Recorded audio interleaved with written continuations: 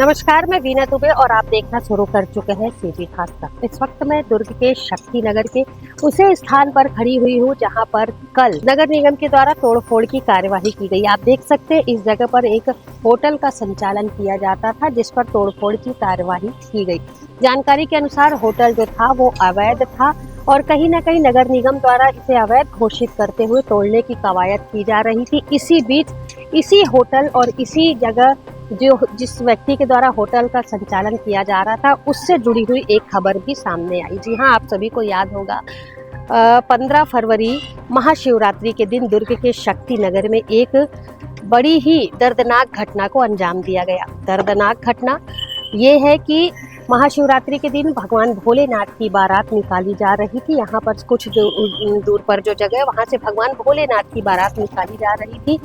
भोलेनाथ की बारात में होटल का संचालन जिसके द्वारा किया जाता था उसके द्वारा धार्मिक स्थल पर और धार्मिक आयोजन पर मारपीट की घटना को अंजाम दिया गया।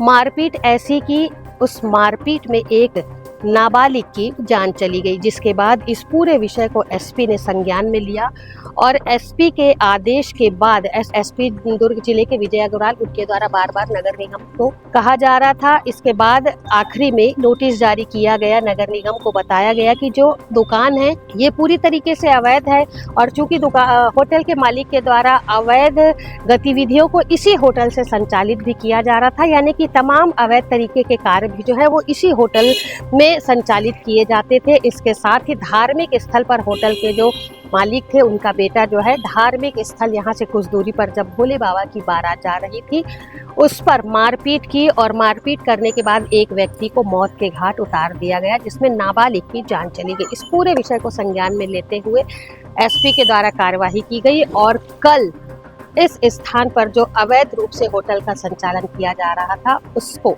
तोड़ा गया। इस विषय को लेकर के क्या कहते हैं जनप्रतिनिधि, आइए जान लेते हैं। क्या शक्ति नगर में एक देशमुख होटल था, उस होटल में 15-20 दिन पहले दारू वारू कुछ पकड़ाया था, जिसके तहत जो लड़का भी गया है 302 में उनके चाचा के ऊपर कार्रवाई हुई थी। उसके बाद अभी एक सार्वजनिक कार्यक्रम में डीजे बज रहा था। डीजे के दरमियान उन्हीं लड़का और उनके और अन्य साथियों के द्वारा एक नाबालिग लड़का को चाकू मार करके हत्या कर दिया, जिसका शिकायत लगातार एसपी साहब के पास गया। एसपी साहब ने सीधा नगर निगम को एक पत्र लिखा, जिसके पत्र के तहत नगर निगम में लगातार उसको 3 नोटिस दिया। नोटिस का सही जवाब नहीं मिलने पर उसमें तोड़फोड़ की कार्रवाई की गई।